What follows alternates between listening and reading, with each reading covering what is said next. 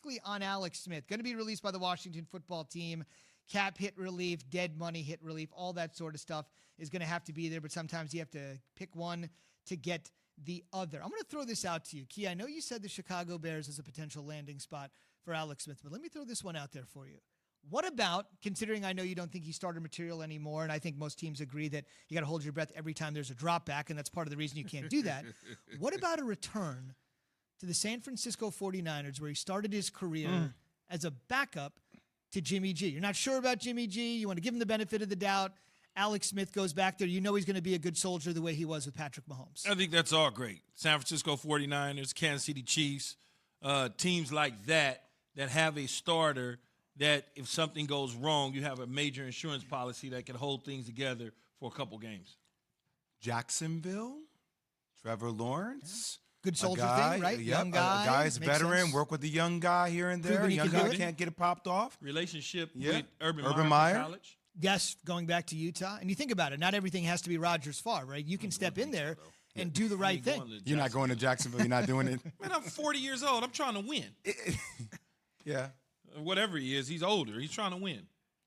Speaking of winning, you know who shares the NFC East, of course, with the Washington football team? That, of course, is Joe Judge. I'll see myself out.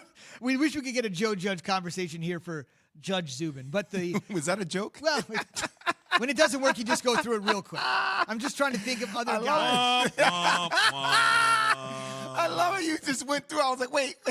It didn't hit, so I just had to keep going. Have you seen the Gong Show lately? The Gong. That was brilliant. It be coming out. That was great, Zubin. I love you. I don't have a gavel. I do one of the classics. Moving you right along. There it is. Court in session. Let's go. Yes, it should be out of session, apparently, because I'm out of touch, apparently, on the jokes.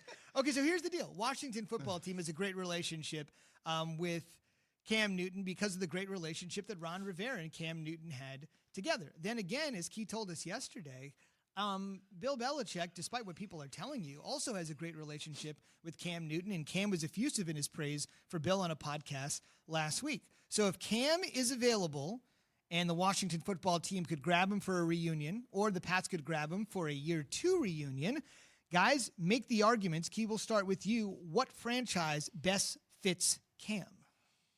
I think both do, but I'd feel more toward Washington for Cam. The reunion with Ron Rivera and turning the offensive coordinator. They got a young, talented defense. They got a young wide receiver. They can shore up the offensive line a little bit better, get a better running game going. I think Cam fits. It's not a big learning curve for him. And it's a much weaker division. There's no one really strong in that division. Buffalo's strong in the AFC East. Understand Buffalo's strong in the AFC East, but Patriots could have beat Buffalo if Cam kept the ball tucked. Yeah, right? absolutely. So Patriots 7-9, and I would ask you this, Key. Currently, who is the greatest coach in the NFL? Bill Belichick. Not even a question. We heard Cam on the podcast, I'm an Athlete, talk about the brilliant mind of Bill Belichick. It took a year to learn the system. Obviously, he had COVID. He was out. Other players had opted out. You try to get better wide receivers. Yeah. You add that to the core with Bill Belichick and Josh McDaniels with the way they run that system. Another year underneath Cam's belt. I just feel like that's the best opportunity to him instead of uprooting and then changing again, going to a new franchise, learning new players. Well, he would be going to a new franchise. Certainly would be learning new players. The system, for the most part, is the same. Both of these teams work as far as I'm concerned. They both work.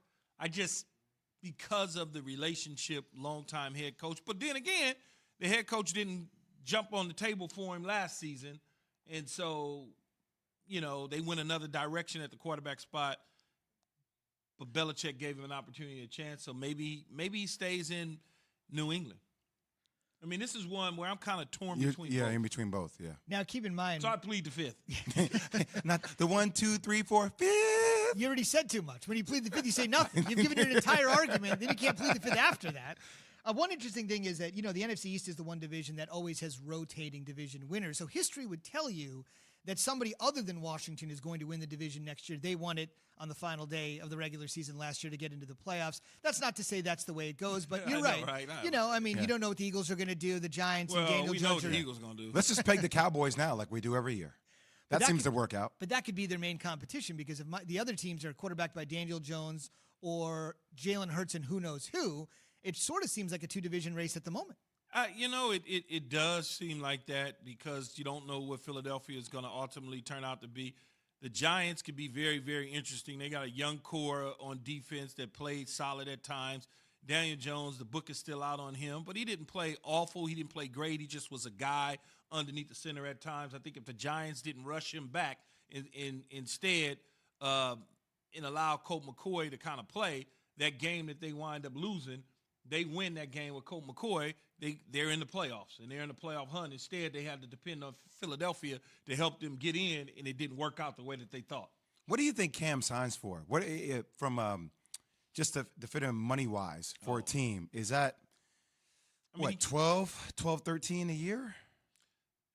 Right? I think you sound like a 2-year, maybe a 3rd-year team option. Yeah, I think he will get not necessarily starter money, but the bottom tier starter type money, the bottom of the starter money for guys with a lot of incentives. With some incentives, if you stay healthy, if you likely to be earned incentives.